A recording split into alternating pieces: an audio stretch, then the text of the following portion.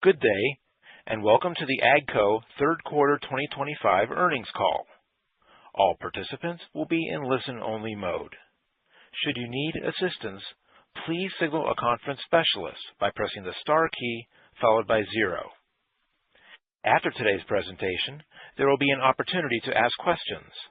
In consideration of time, please limit yourself to one question and one follow-up. To ask a question, you may press star, then 1 on your telephone keypad. To withdraw your question, please press star, then 2. Please note, this event is being recorded. I would now like to turn the conference over to Greg Peterson, AGCO Head of Investor Relations.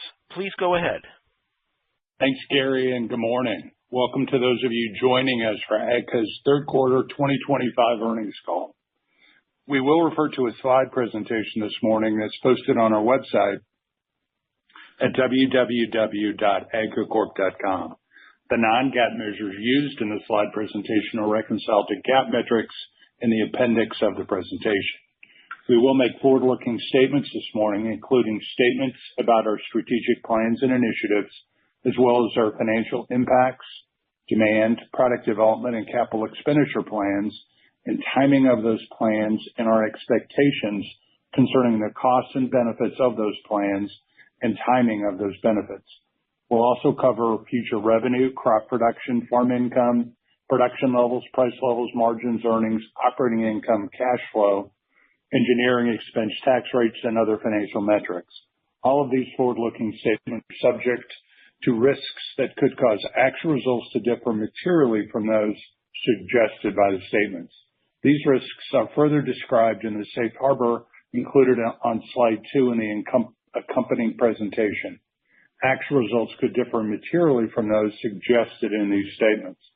Further information concerning these and other risks is included in AGCO's filings with the SEC, including its Form 10-K for the year ended December 31st, 2024, and subsequent Form 10-Q filings. AGCO disclaims any obligation to update any forward-looking statements except as required by law.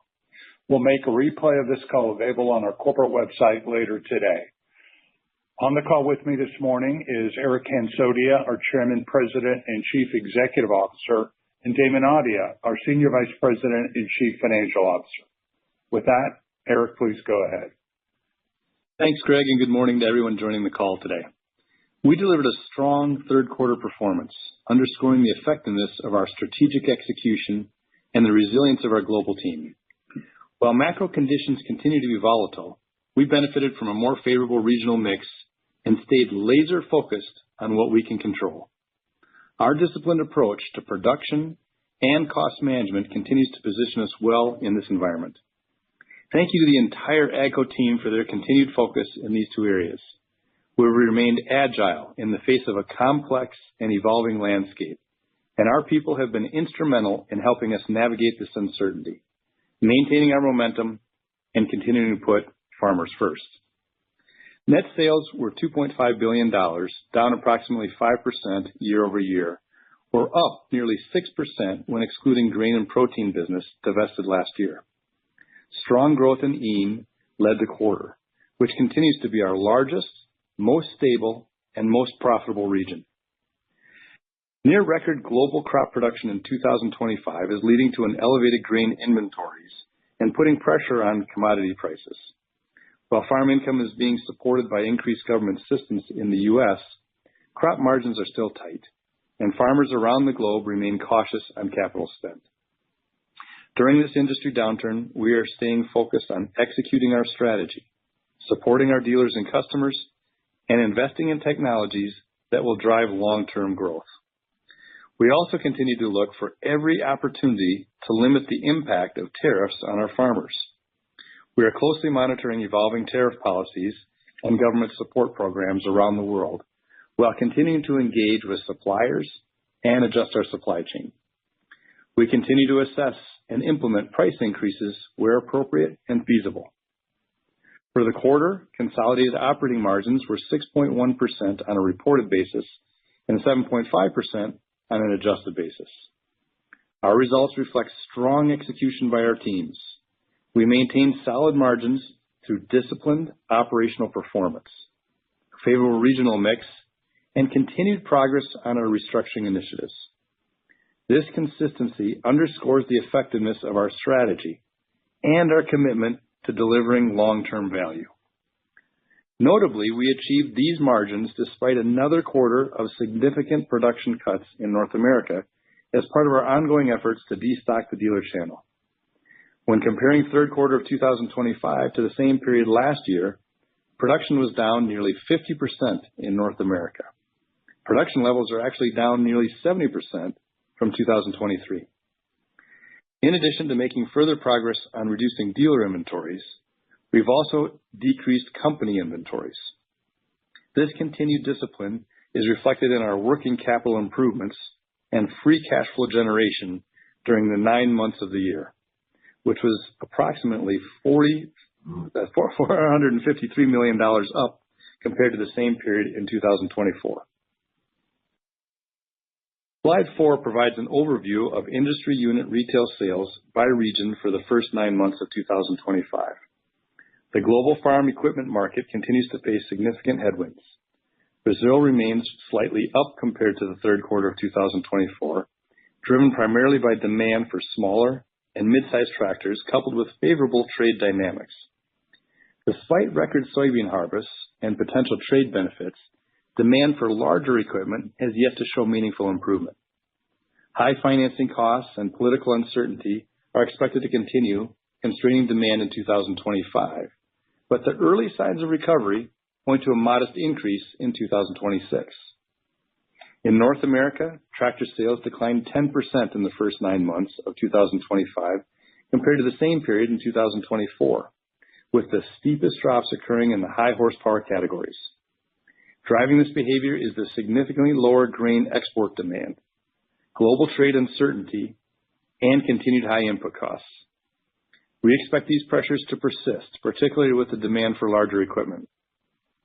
Recent announcements of government support are expected to support net farm income, which may help unlock future equipment investments. There are also potential upsides if further progress can be made on top of the trade agreement that was announced earlier this week between the U.S. and China. For Western Europe, tractor sales were down 8% during the first 9 months of 2025, compared to the same period 1 year ago. The industry experienced double-digit percentage decreases across most markets. Demand and mix are expected to remain soft through the remainder of the year, as lower income levels weigh on arable farmers and correspondingly large tractors. As AGCO's largest and most strategically important region, Europe continues to deliver stable demand that is less cyclical than other markets, with strong and consistent operating margins. Its performance provides valuable balance to our global portfolio, helping us to offset fluctuations in other markets, including those influenced by evolving U.S. trade dynamics. We remain confident in the region's ability to support our long-term growth, especially as precision ag grows there.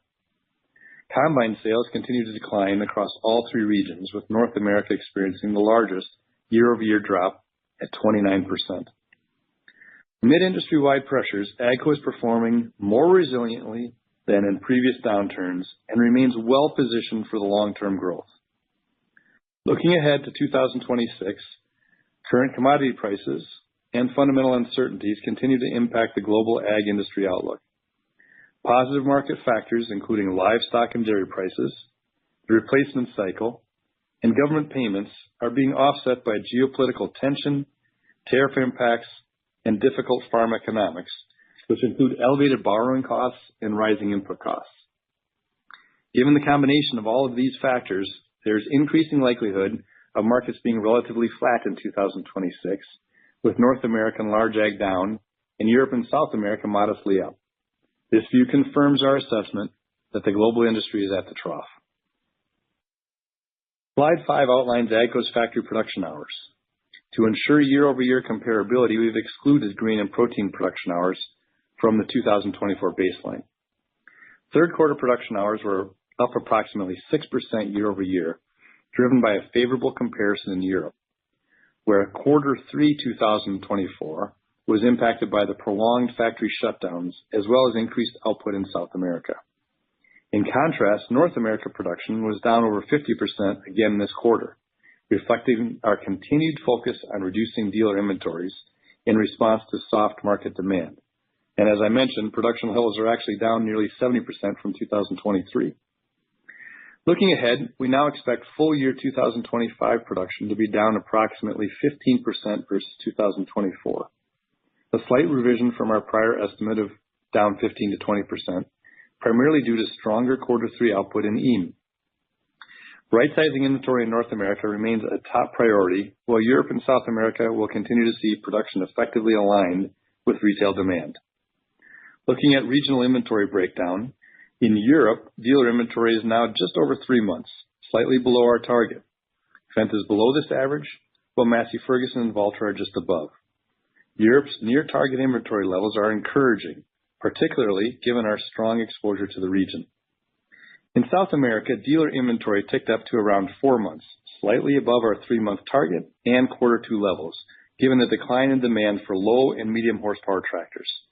The increase in inventory reflects mainly a more cautious industry outlook, given the demand changes in Q3, which led us to adjust our forward sales expectations. In North America, we continue to make meaningful progress, reducing dealer inventory from 9 to 8 months.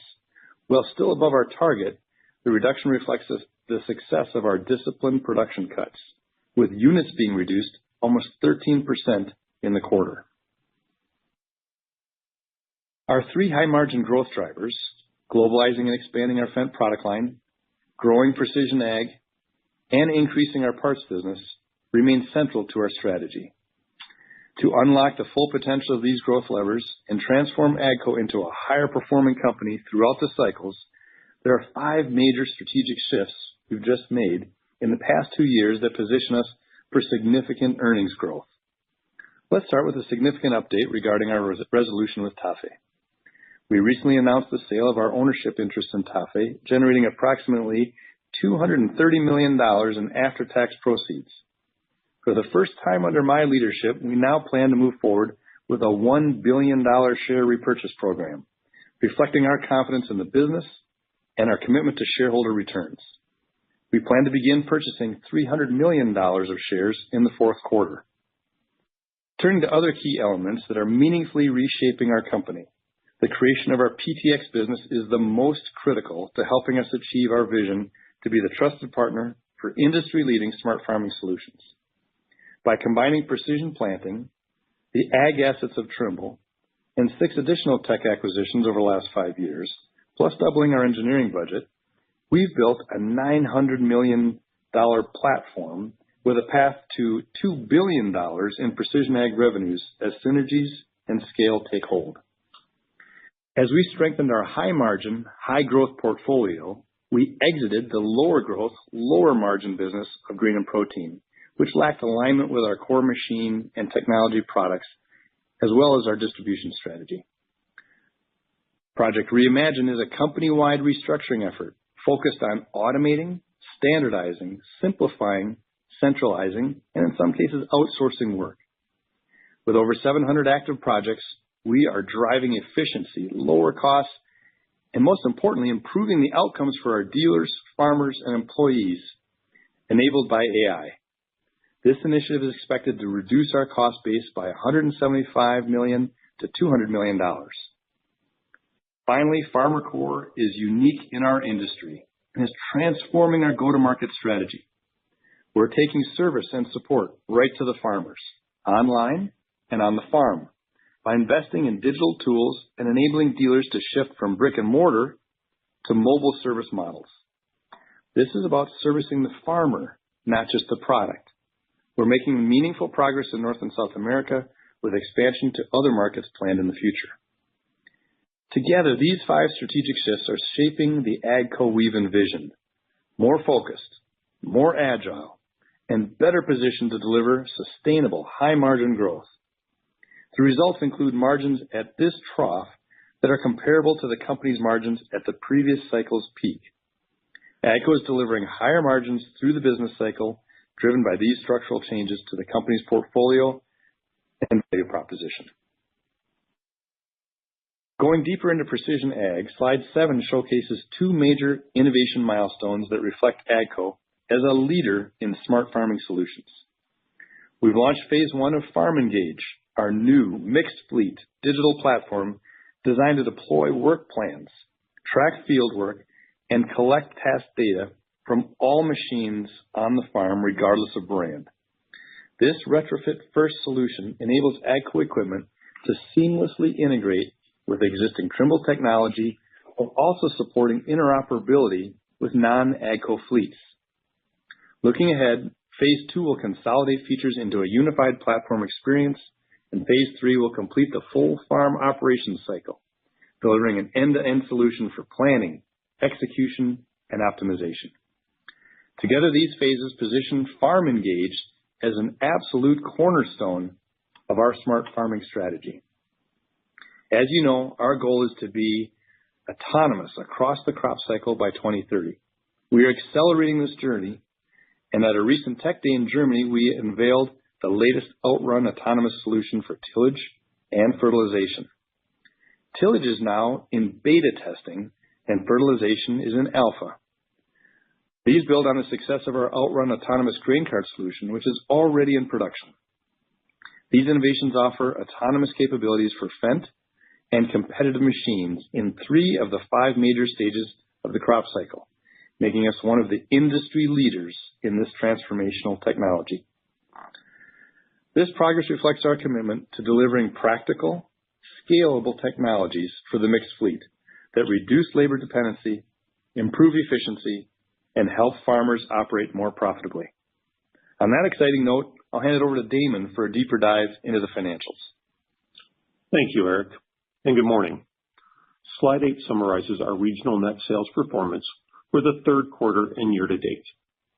Net sales for the quarter increased approximately 1% year over year, excluding the positive impact of currency translation.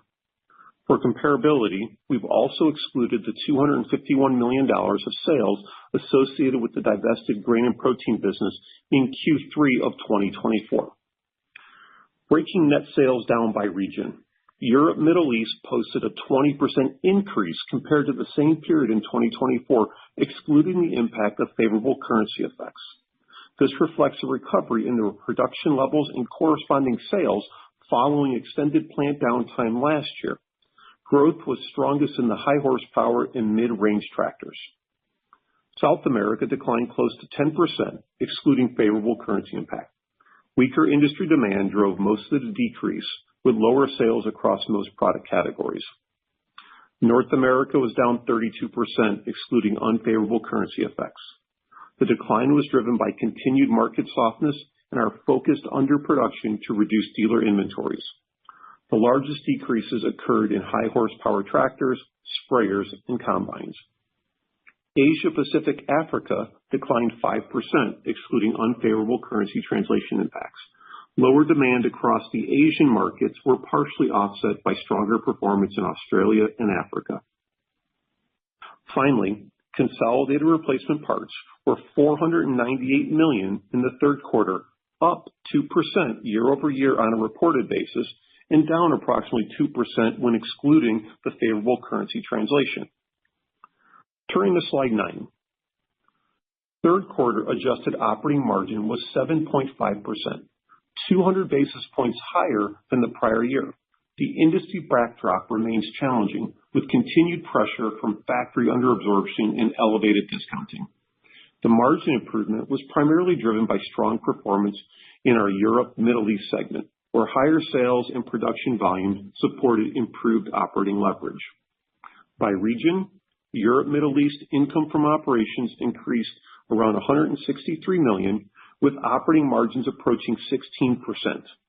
The improvement reflects the significantly higher volumes and sales compared to Q3 of 2024, which was impacted by the extended plant shutdowns. North American operating income declined approximately $56 million year over year, with margins remaining negative again this quarter. Lower sales and significantly reduced production hours were the key drivers, coupled with the significantly weaker industry. South America operating income declined $23 million, with margins down to around 6%, primarily due to lower volumes.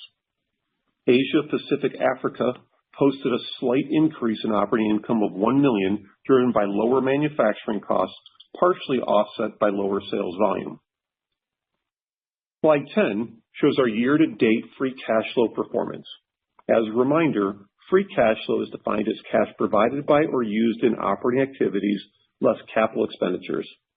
Free cash flow conversion is calculated as free cash flow divided by adjusted net income.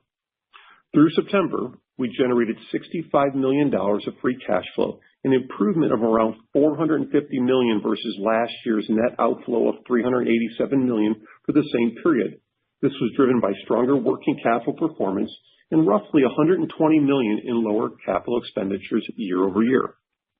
We continue to expect full-year free cash flow to be within our targeted range of 75 to 100% of adjusted net income. Our capital allocation priorities remain unchanged.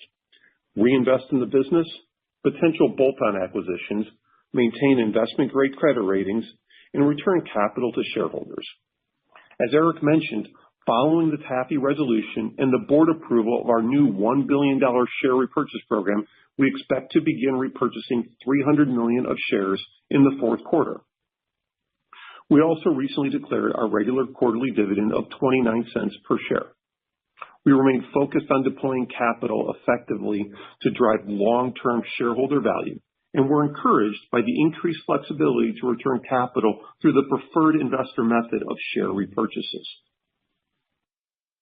Slide 11 highlights our current 2025 market outlook across our three major regions. Our outlooks remain relatively unchanged since the second quarter call, other than a modest adjustment to our North American large ag forecast. In North America, we continue to expect significantly lower industry demand in 2025. While net farm income has improved, supported by government programs and record high cattle prices, sentiment remains challenged by weak corn and soybean prices. Investment confidence is declining, and interest rate cuts haven't yet provided meaningful relief. We're maintaining our outlook for the small tractor segment to be down approximately 5%, and now expect large ag to be down around 30% versus our prior range of down 25 to 30%. In Western Europe, we continue to expect the industry demand to decline 5 to 10%. The market remains soft but relatively stable. Wheat prices are below historical averages, and geopolitical uncertainty continues to weigh on sentiment. In South America, record soybean exports, partly driven by U.S. tariff barriers, have supported trade flows. However, margins are under pressure from higher input costs, and elevated interest rates in Brazil are dampening demand, especially for large ag. Under these conditions, we still expect Brazil to be flat to up 5% for the year. Slide 12 outlines the key assumptions supporting our full year 2025 outlook. We continue to expect global industry demand to be around 85% of mid-cycle levels. Our sales outlook remain unchanged despite a slightly softer pricing outlook now in the 0 to 1% range, which is down from approximately 1% in Q2, given the increase in competitive pricing in certain regions. We continue to anticipate a favorable currency impact of roughly 2%. Our guidance reflects current tariffs across our global footprint, along with mitigation efforts through cost actions and pricing. That said, the potential for additional U.S. tariffs or retaliatory measures fosters continued uncertainty. We're monitoring developments closely and will adjust our outlook if needed. Engineering expense is expected to remain effectively flat year over year. We still expect our adjusted operating margin to be approximately 7.5%, reflecting structural improvements in cost initiatives, positioning us roughly 350 basis points above our last trough in 2016. Lastly, we revised our effective tax rate to 33 to 35%, modestly better than our prior estimate of approximately 35%. Turning to slide 13 for our current 2025 outlook. We continue to expect full-year net sales of approximately $9.8 billion, consistent with our prior outlook. This reflects the modest changes in demand trends across key markets. We refined our earnings per share forecast to approximately $5, reflecting strong execution across our global operations. This assumes no material changes to existing trade measures. Capital expenditures are now expected to be around $300 million. While this represents a decrease from the prior estimate of $350 million, we remain focused on supporting strategic initiatives and maintaining flexibility in response to shifting demand trends. We continue to target free cash flow conversion of 75 to 100% of adjusted net income, supported by disciplined working capital management and improved inventory efficiency. As Eric noted, we're pleased with our performance through the third quarter in what remains a challenging and evolving year. Our teams have executed well, grown share, and continued to reduce dealer inventories while supporting farmers' needs. With this updated outlook, we believe our results further demonstrate the structural improvements in AGCO's profitability. Even in a down cycle, we're delivering stronger margins and more consistent earnings, a reflection of our transformed business model. With that, I'll turn the call over to the operator to begin the Q&A. We will now begin the question and answer session. To ask a question, you may press star, then one on your touch-tone phone. If you are using a speakerphone, please pick up your handset before pressing the keys. To withdraw your question, please press star, then two. Please limit yourself to one question and one follow-up. Our first question today is from Kristen Owen with Oppenheimer & Company. Please go ahead. Hi, good morning. Thank you so much for the question. Wondering if we can start here with the strong Europe results, and maybe just ask a simple question: if how Europe performed relative to your expectations. I'm just trying to parse through some of the one-time items versus the underlying trends there, and what's supporting the outlook for a little bit more constructive growth in 2026. And I'll start there. Yeah, sure, Kristen. So I think Europe, I would say, performed modestly better than what we had expected, more on the top line. So volumes were a little bit stronger than what we had originally anticipated. The production, what you saw with the margins, heavily influenced by the production schedule, I would say was relatively in line with what we had expected. So overall, we feel good. I think the key point for us as we look at Europe right now, the dealer inventory levels are sitting below the optimal level for us. So, we feel very good as we go into the fourth quarter and into 26 here that we're sitting in a relatively strong position from producing in line with retail, or hopefully if the markets were to pick up. And again, we haven't given a full outlook for 26 yet, but the dealer inventory levels are positioned well there for 26. And then my follow-up, understanding it's very early days to digest, but any initial thoughts on the China trade agreement that was announced yesterday, and how that might complement some of the government support that's been floated out there? Just early thoughts on what that could do for your North American outlook next year. Thank you. Yeah, we see this as, clearly net positive. There's a combination of the soybean purchases that are more clear now for this year and the next few years. So farmers that's really the core of what farmers look to is market stability and predictability. But then there's also the government support that's been strengthened. And so it's a dual positive outlook. Having said that, we think this is going to be a little bit of a show me situation where the farmers are going to need to have the trades actually happen, the deal actually finalized, the beans actually being purchased, which will then drive real pricing in the market. So, our phones weren't ringing off the hook yesterday with all kinds of purchasing orders coming in, but it's net positive. That will just take some time to play out in the market. It's probably more of a 2026 effect.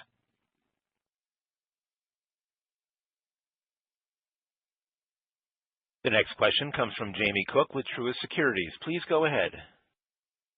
Hi, good morning. I guess just my first question, just on the North America dealer inventory. It's nice that it came down to 8 months, I guess, versus 8 to 9 or 9 months last quarter.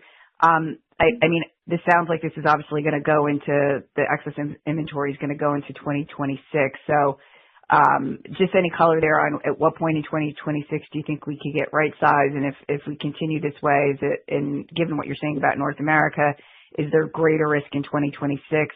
North America, would be at a loss again for 2026? I guess that's my first question. And then I'll ask the next one after you answer this. Yeah, Jamie. So I think overall North America, the team did a really good job in reducing the units on hand, as I think Eric said, around 13% down sequentially.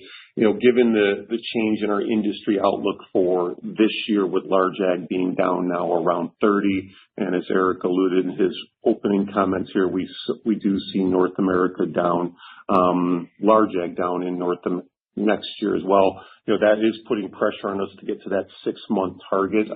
We won't get there by the end of the year. I think we'll make improvement from the 8 months down, but we won't get to the 6 months now. Again, that's based on our current outlook. I think, as Eric just said on the prior question here, a lot of new information has come out over the last couple of days with the China trade agreement, with more conversations about subsidies for the farmers. And, just to put it in perspective, again, our industry, our inventory levels are based on the 12-month forward look. So, again, if hypothetically, if large ag in North America was flat next year instead of what we're assuming is down, that would have changed my current 8 months, would have reduced it by around a half a month. And so it's fairly sensitive to what 26 will look like. So again, if we see that market turn here based on farmer sentiment, based on increased purchasing in 26, we're going to be in line with our target fairly quickly. So a little bit hard to answer right now because I think there's a little bit of flux in the system based on some of the most recent news. Okay, thank you. And then I guess just my second question, tariffs in the lower price. I think last quarter the guidance assumed 45-cent in net tariff impact to EPS. Any update sort of with Section 232, how that impacts you? And just curious how we're managing the higher cost, but then obviously you lowered your pricing assumption. So where are you seeing the discounting, and how do you think about pricing into 2026, given what some of your peers have communicated? Yeah, no, we're definitely, I think the incremental Section 232 items, had a relatively modest impact to our overall tariff cost. Again, as we've sort of quoted a net tariff number for 2025, I would say we are marginally worse relative to the 45 cents, more due to the incremental loss volume that we're estimating here versus the industry. And so I think that's sort of a little bit of the challenge for us here. As we think about the pricing comment for this year, we have seen some increased competitive pricing tension more in South America and Europe, and that's what's forced us to change our outlook from what was up around 1 to somewhere in the range of 0 to 1%. We will still be net neutral to positive on price versus material costs, and that does include tariffs on a global basis. So we're still going to be able to cover it, but maybe not as much as we had hoped given the current environment. As we look into 2026, we're going to see how the industry dynamics play out. As we've said from the beginning, our goal is to limit the cost of the tariffs to us and to the farmers. Where we can't do that, we know that those costs will be centralized, likely here in North America, and we're going to look to try to spread pricing as broadly as possible. And as I, again, early look into 26, again, I think we'll, as a total company, we should be able to cover the material costs and the pricing, but, we want to get through the year end before we give more official outlooks for 26. Thank you, Damon. Very helpful. The next question is from Kyle Menges with Citigroup. Please go ahead. Thanks for taking the question, guys. Maybe just jumping off from the last question, it'd be helpful to just hear you guys elaborate a bit more on the pricing competition you're seeing, particularly it sounds like in Brazil and in Europe, just maybe what's going on there. Thanks. Yeah, I think, Kyle, what we've seen is the South American market, especially Brazil, as we said, the last quarter has started to recover. It was the first one of our 3 major markets into the downturn. It started to recover mainly in the medium and low horsepower segments of the market, again, influenced a lot by the specialty crop farmers, coffee, citrus. And what we've seen is a little bit of a slowdown in those markets here. And so the market is still growing. I would say we were 0 to 5 last quarter. We were probably closer to the high end of that. And as we look at some of the competitive nature down there with some discounting, especially in that segment, it's reduced our outlook now closer to the lower end of that segment. Again, I think the markets are still doing well, but just given the push to try to drive volume there, we're seeing that segment of the market be a little bit more competitive in nature. Got it. And then just on your earlier comments on global retail sales, looking like they could be flattish year over year next year, assuming that's more so just talking about unit sales. I'm curious if that includes precision at all, and would be helpful just to hear you discuss a little bit the trends you're seeing in demand for your precision solutions into 2026, and how you feel like you're positioned in that retrofit market going into next year. Yeah, so maybe I'll touch on the industry comments, and then I'll let Eric elaborate on the PTx business. So, our outlook for next year is really based on retail unit sales. It's not really including parts or our PTx business. Think of that more as whole good sales. Yeah, and then PTx, we're hitting all our forecasts this year. It's going as we would plan it to be at this stage of the cycle. We're at the trough, so the margins are lower than where we ultimately want them to be, but we're signing up dealers. We've got over 90% of our AGCO machines now going out of the factories with Trimble technology. Essentially, if you look at the two channels that we inherited, the precision planting and the PTx Trimble channels, we've got over 90% of the market covered in everywhere except for Brazil, and that's in the low 80s with that dealer network, and we're working on melting those together. The effort to end up with combined dealers that have the full portfolio is well underway. We've got 50 of those done. Target is to have 78 of them by the end of the year. That'll cover about 70% of the U.S. market, which is the fastest growing precision ag business. So just trying to give you a few data points on both channel as well as technology on our product. And then new technology, we had our field tech days, and PTx launched 11 new innovations this year, well ahead of what we had anticipated when we were putting the business together. So the innovation engine is probably running ahead of schedule. Financials are on track. Channel development is on track. We've got a new leader in charge of PTx. He's hitting the ground running really well. Has visited many of our global operations in terms of sites and dealers, and so I'm very pleased with how that's going. Just as a reminder, retrofit doesn't go down as much as the rest of the business. It only declines about a third as much as the overall decline of the whole goods. And so we're seeing, although it's down, it's not down nearly as much. And as it recovers, we expect that will recover as well. Well, caller, thanks, guys. The next question is from Tami Zakaria with J.P. Morgan. Please go ahead. Hi, good morning. Thank you so much. I wanted to get a little more clarification on the pricing outlook being changed. Can you help us with which regions or region is driving that reduction in outlook? And I just wanted to make sure, is fourth quarter pricing still positive, or are we talking about negative pricing? Yeah, so Tami, fourth quarter, it will still be positive. If you look at our year to date, I think we're up around 50 basis points, give or take. And so pricing will be up around 1% in the fourth quarter total company wise. Again, if I think about the change in the pricing, again, based on one of the prior questions, the change really was driven more in South America and Europe is sort of where we saw the reductions relative to our Q2 outlook for you guys. Understood. Thank you. And my next question is, I think I heard you say North America large ag you now expect to be down next year. Can you help us frame what the down means as of right now? Are we talking about flat to down or down to some degree but less than this year's 30s? Any way to frame that?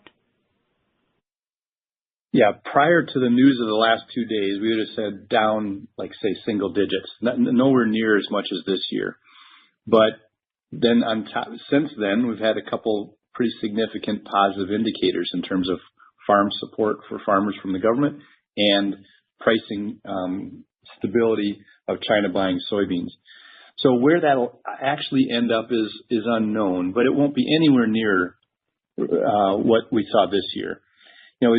We believe we're at the bottom of a global industry. We believe pricing is probably at about its worst. We think pricing power will be stronger next year. And so, I think that 25 is probably, in many cases, the worst of the cycle. Understood. Thank you. The next question is from Stephen Volkmann with Jefferies. Please go ahead. Great. Good morning. Thank you. Damon, can you just give us a little bit of a walk into the fourth quarter? There's a pretty big margin expansion kind of implied in your guidance, and I'm just curious what are the buckets that kind of deliver that? Yeah, I think, Steve, for us, the margins in the fourth quarter should finish up at around 9% or a little bit over 9% to deliver the 7.5% full year. And, as we look at some of the improvements, I think Europe, again, fourth quarter is generally a fairly strong quarter for Europe. And so from a volume standpoint, so we should see the margins tick up there. Asia Pacific is, one of the was in the down market early, and we see that improving. So I think we see a little bit of the margin coming out of there. And then, South America would be the other one. North America continues to be the challenge. And if I think about the margins in North America relative to the third quarter, given the increased level of underproduction, again, we said on the scripted remarks that we were down around 50, and Q4 we'll be cutting production over 50% as we continue to try to focus on that dealer inventory. So, I think sequentially those margins will be even lower here in the fourth quarter for North America. Okay, thanks, helpful. And then maybe just to focus on the restructuring program, so the 175 to 200 million, is there a benefit of that in the fourth quarter? And then what would the benefit of that be in 26? Yeah, again, year over year, we're picking up steam as we move through the restructuring actions. So there will be some benefit in the fourth quarter relative to last year. That's embedded in the outlook already. As I look at next year, you're going to get the carryover from the original 100 to 125 million, and you'll get some of the early parts of the incremental 75. So next year, as we look at the restructuring benefits, today I'd say it's probably in the range of 40 to 60 million of incremental improvement relative to 2025. Super. Thank you. The next question is from Mig Dobre with R.W. Baird. Please go ahead. Hey, good morning, everyone. I want to go back to the tariff discussion if we can. And, what I'm confused about, frankly, is this interplay between Section 232 and just the normal reciprocal tariffs. And I guess the way I would ask the question, when we're sort of thinking about your guidance for 2025, there was a sort of cadence in the way these tariffs kind of came into play. Not much impact in the first half, maybe more impact in the second. You also have FIFO accounting. So I'm wondering, is it fair to think that the impact from these tariffs is actually greater in 2026 than what's embedded in the 2025 guidance? And if so, is there a way to maybe quantify it for us? Yeah, sure, Mig. So, yes, in answer to your question, if we look at there's a couple of variables to your point. We still have some costs that have flown through our P&L related to the tariff payments we're making. Some of it is still tied up in inventory. And then we will have the full year run rate of those tariffs, assuming there are no changes. So again, when we think about that, we've also announced that we put price actions in effect in many of our businesses, PTx parts, whole goods for model year 26. And so we have only seen a portion of that, and that's why we're sort of giving you that net effect this year. But if I just try to quantify, in absolute terms, what the tariff costs are, again, not mitigating with price or other actions, for next year, again, assuming no changes to what's in effect today, I would tell you that the total tariff costs are less than 1% of my total company sales. So this year we're guiding to $9.8 billion. I'd tell you the total tariff costs on an annualized basis would be less than 1% of that. Now, that would be concentrated here in North America, so the percent would be more. But as we've talked about in the past, our philosophy is to try to price in the region where we can, but to the extent we're not able to pass all of that, given competitive dynamics in that region, we look for opportunities to be strategic and increase prices in other parts of the world to offset that total cost here for the total company. Okay, that's really helpful. Thank you for that. And then maybe a quick follow-up on South America, and I don't know if this is the right way to think about it, but when I'm sort of looking at margin here, your revenue has gradually recovered sequentially through the year.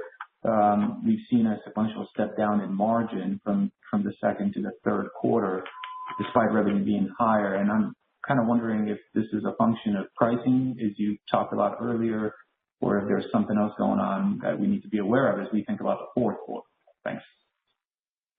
Yeah, so I think, Mig, there's been a couple of things. The mix, if you think about year over year, and you're thinking more, the mix is, as we talk about the high horsepower segment, despite all of the geopolitical stuff that we're hearing about Brazil being a beneficiary, we're not seeing the large ag part of that market pick up yet. And so what we have been seeing is, again, that medium, low horsepower specialty crops.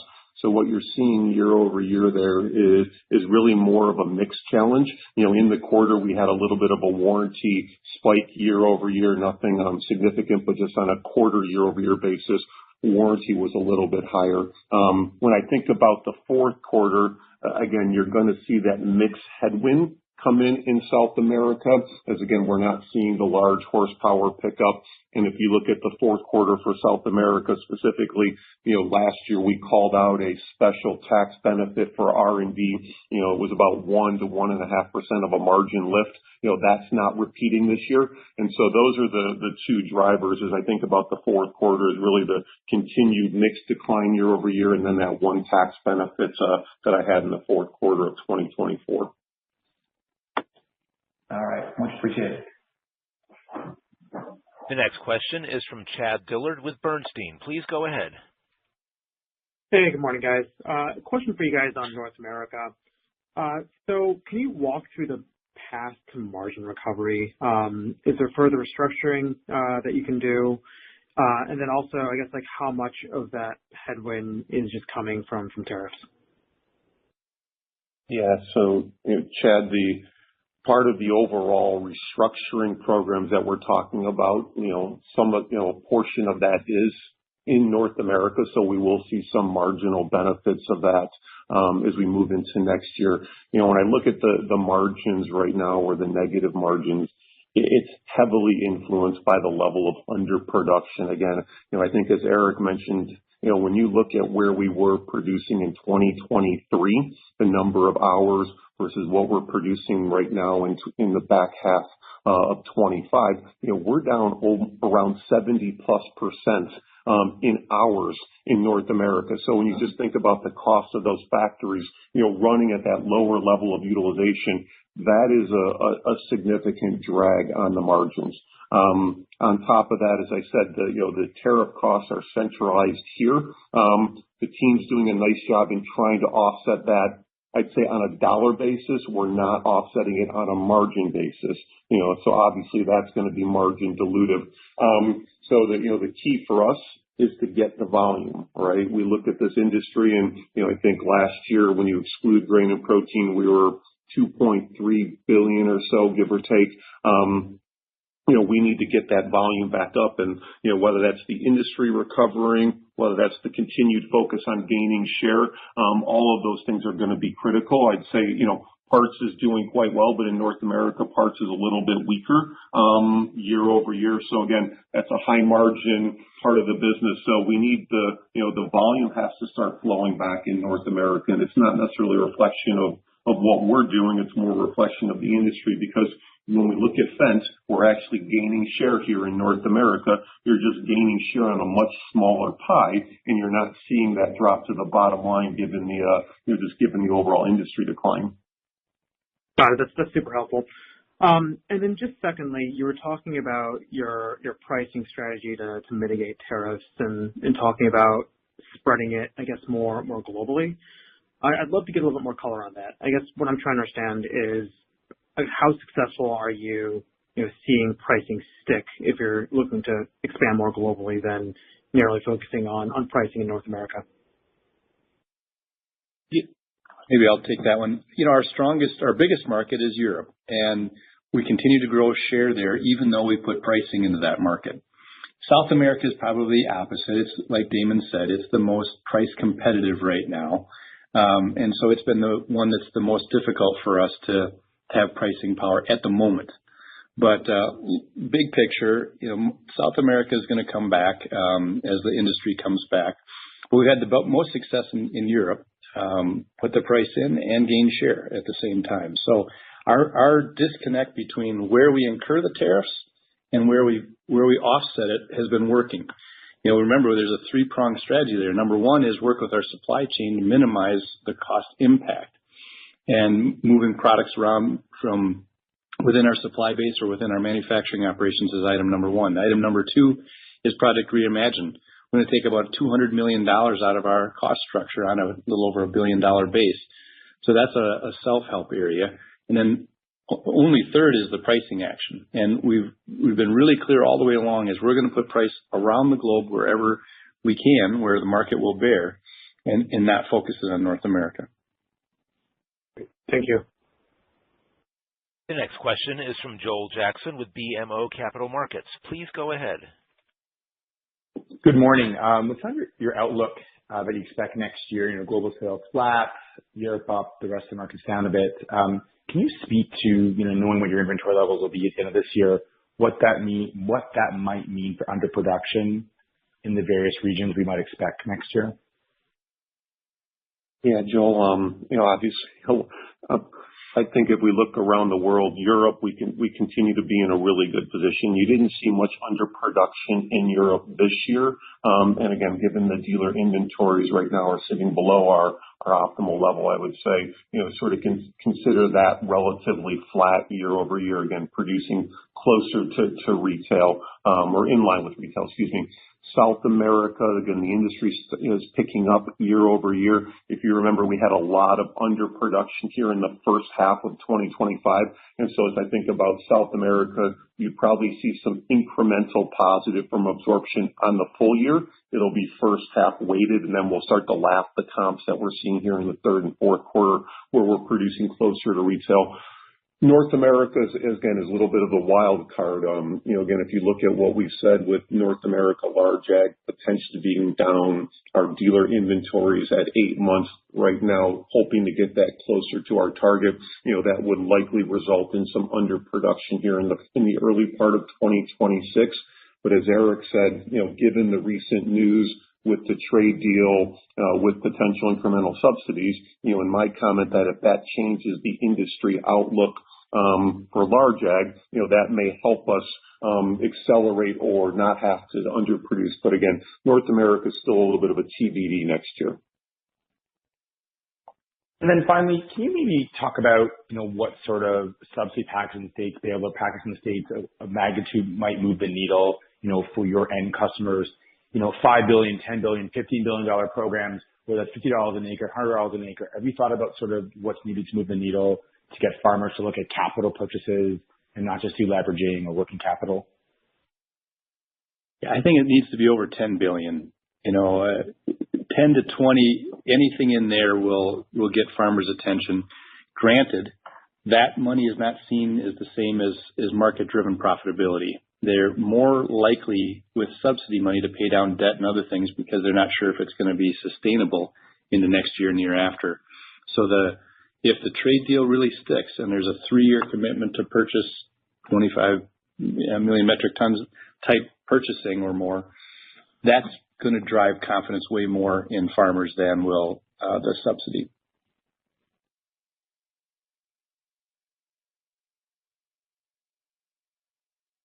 The next question is from Angel Castillo with Morgan Stanley. Please go ahead. Thanks. Good morning, everyone. And just wanted to go back to maybe one of the earlier discussions on North America margins and tariffs. I just wanted to check, I guess, am I doing the math right based on what you talked about with the 1% of sales impact next year, that kind of implies something approaching or kind of roughly $1 of tariff headwind? So if you could just comment on that, and then just related to that, I guess, based on what you're estimating today for kind of the North America outlook, fully accepting that there's a lot of moving pieces still, which quarter would you kind of expect to see the kind of peak pressure in? So, Angel, can you peak pressure in what regard? In terms of how you kind of spread that tariff headwind, which I'm assuming there's a little bit of a ramp up as you kind of work through inventories and the flow through of that tariff impact on your kind of P&L. So just curious which quarter we kind of see the peak of it before it starts to kind of comp your numbers. Yeah, well, I think the first question, again, is if our sales right now are $9.8 billion, I said less than 1%. So, you're probably looking at sort of, less than $1, call it closer to 80 cents, give or take, depending on how things finalize. Again, some of these tariffs, as you know, are still changing, and those will influence some of the small horsepower tractors that we buy from that are imported from other countries. So I don't want to be too precise, but, directionally, less than that. And again, that doesn't take into consideration the pricing actions that I mentioned as well. So again, when I gave Mig that number, that was the absolute tariff cost. That's not my net effect to P&L next year, because I already have pricing actions in effect in parts in PTx for model year 26 equipment. And so that net number will be less than that. Again, we haven't given a specific outlook. We want to see how the fourth quarter unfolds, but it will be a lot less than that absolute number that I'm quoting you for the tariff costs themselves. As I think about the cadence, we're starting to already see that flow through our P&L in North America, depending on the product. Again, as you know, we buy a lot of these medium and low horsepower tractors from other companies, depending on the level of inventory that we had in stock and that our dealers had in stock, that's flowing through over a period of time, coupled with the costs that we're incurring for some of the raw materials that we're purchasing for our assembly operations here in the U.S. So again, I think it's going to phase itself in. As we get into the second quarter, I would think we'd work through most of the inventory that we've had, and we start to see more of the full effect, I'd say directionally around Q2.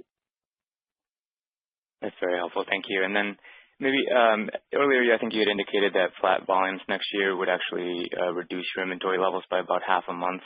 And I think your current assumptions was down single digits. I guess first, can you put a finer point on kind of what that assumption was for North America? Is that closer to mid-single digits or high single digits type of decline? And then if for some reason, I guess, volumes in North America, large ag, wind up being closer to down kind of mid-teens, which I think some investors kind of challenge checks suggest that might be a realistic risk. I guess, what's the sensitivity or math, or impact on your inventory levels if it were to be closer to the mid-teens, and how much, what does that mean for underproduction next year? Yeah, so, we haven't given a specific number related to what we were thinking for 26. Again, it's more, as we look at the data, as we look at the analytical models running, we're starting to see it down. I think, as Eric said, sort of in that, mid-single digit range is what we were directionally looking at. I'd rather not speculate right now with all of the recent news that's come out this week. Again, I think, as Eric said, those are both net positive data points for farmers in North America. And, we're hopeful that that has more of a positive catalyst as we go into 26. But obviously, to the extent it was down with using your mid-teens numbers, we would be forced to keep the underproduction probably longer to continue to reduce the dealer inventories. We want to make sure that, we're not, that we're getting that down to that 6 months as quickly as possible. And again, given the numbers you hear us quoting with production down over 50% again in the fourth quarter, we're being as aggressive as we can in trying to, minimize the putting incremental inventory into the dealer channel here. Very helpful. Thank you. This concludes our question and answer session. I would like to turn the conference back over to Eric Hansotia for any closing remarks. Yeah, thank you for joining us today and all these thoughtful questions. AGCO continues to make meaningful progress on our transformation journey. We delivered a strong third quarter performance with strong margins, disciplined inventory management, accelerated cost reduction, and healthy free cash flow generation year to date. I'm really proud of the team for achieving this amidst macro volatility by focusing on what we can control in a dynamic environment that always keeping our eyes on putting the farmer at the center. In fact, the feedback we're getting from our farmers is real strong. Our net promoter score is at our all-time highest level in the company's history.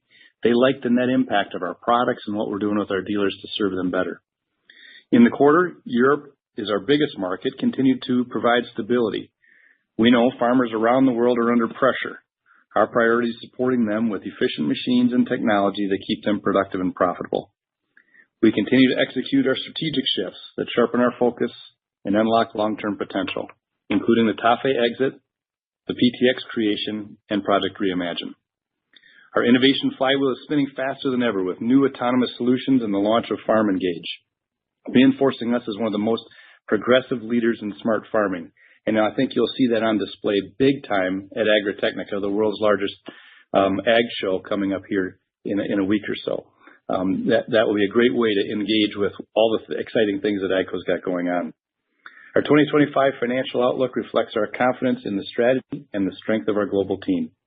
Even in this challenging environment, we are investing in the future, gaining share, executing with agility, and always putting the farmer first. Thank you for your participation today. We really appreciate it. The conference is now concluded. Thank you for attending today's presentation. You may now disconnect.